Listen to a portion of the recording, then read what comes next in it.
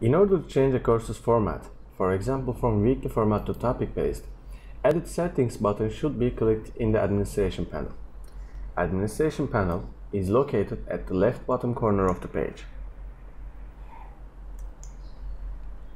In this page, when you scroll down, you can see the course format section, and the course format can be changed from here. Let's change this course's format to topic-based.